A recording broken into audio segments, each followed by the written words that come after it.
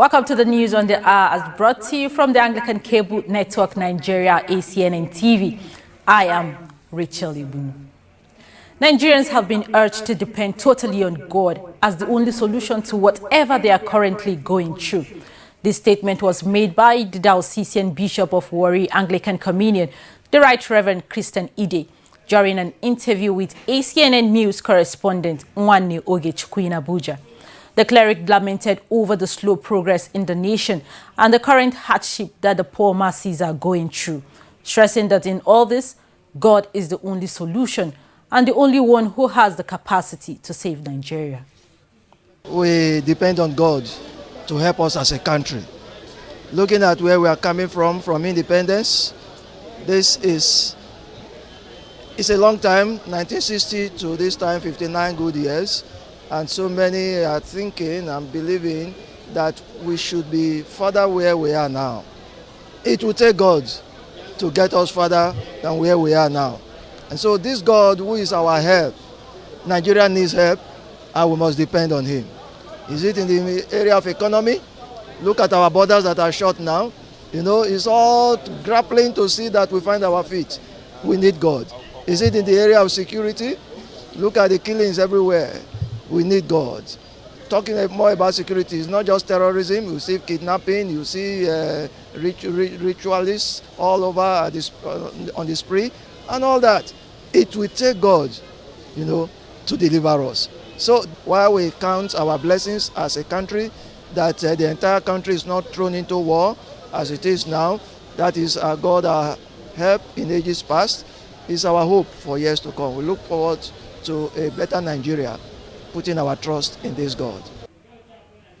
Christians have been urged to stand for Christ and defend their faith wherever they find themselves, citing the lifestyle of the 3 Hebrew boys in the Bible as an example which Christians must emulate.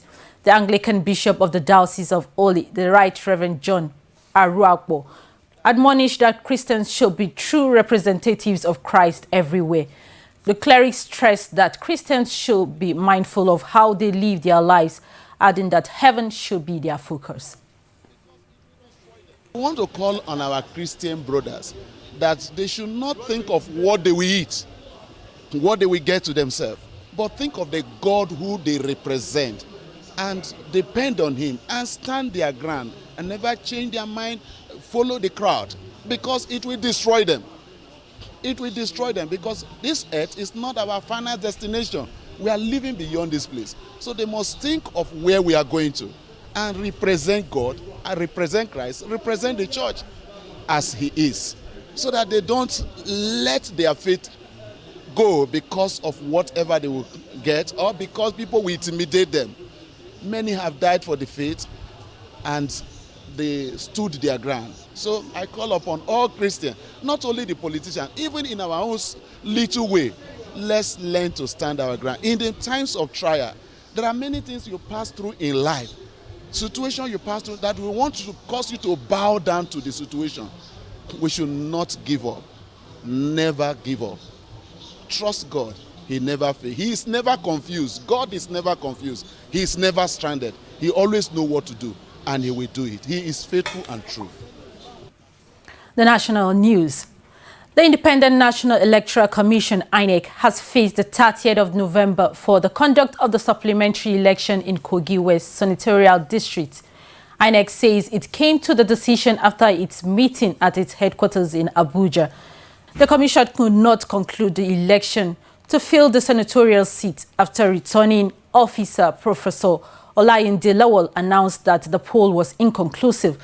He explained that the cancelled votes were more than the margin of lead between the leading candidate, Mr. Smart Adeyemi of the All Progressive Congress (APC) and the Senator Dino Melaye of the People's Democratic Party (PDP).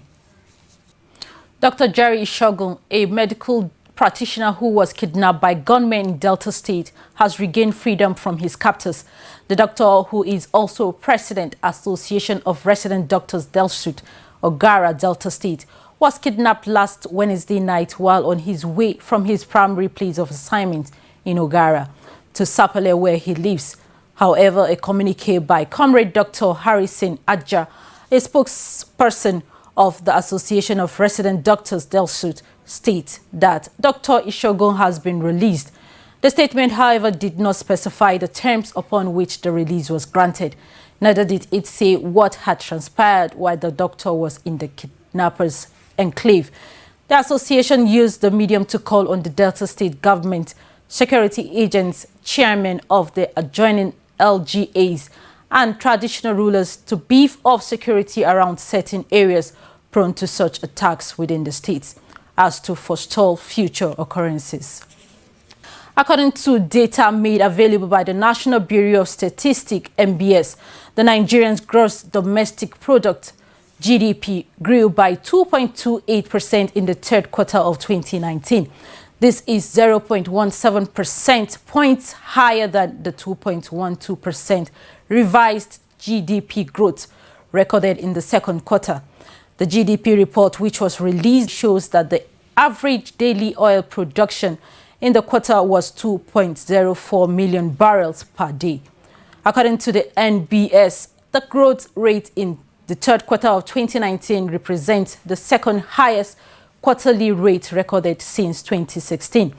The non-oil sector grew by 1.85% during the third quarter. The sector was driven mainly by the information and communication sector. Other drivers were agriculture, mining and quarrying, transportation and storage, and manufacturing. In real terms, the non-oil sector contributed 90.23% to the nation's GDP. We now go on a short break. News on the hour continues shortly. Please stay with us.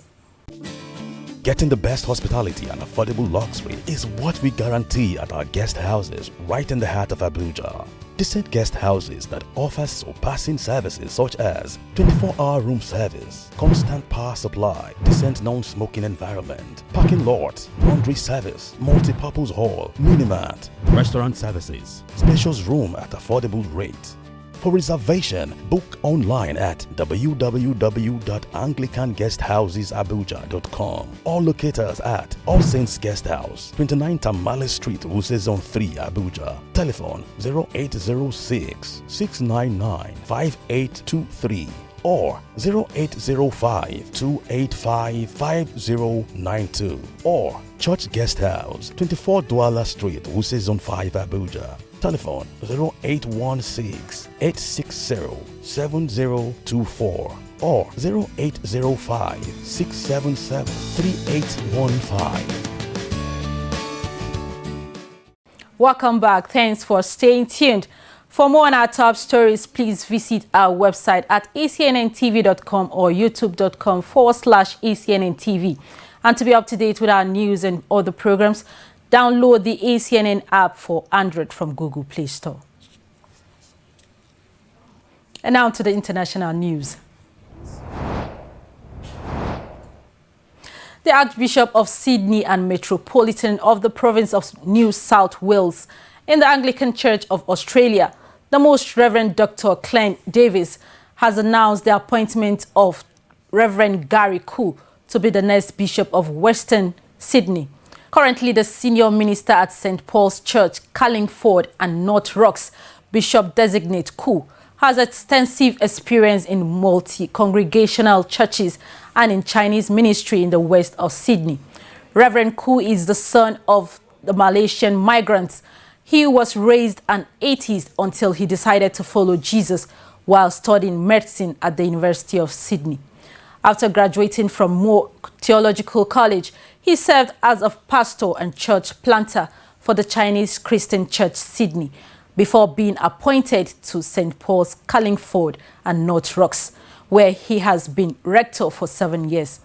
The bishop-designate follows the present Bishop Evan Lee, who has moved into a new episcopal role to strengthen church growth in the Sydney diocese. The new bishop will be consecrated at a service in Western Sydney Regional Cathedral, St. John's Church, Parramatta, on December 20th. An ex-White House aide, Fiona Hill, has said that the United States President Donald Trump disregarded senior advisors and posed a false theory that Ukraine had meddled in the 2016 election.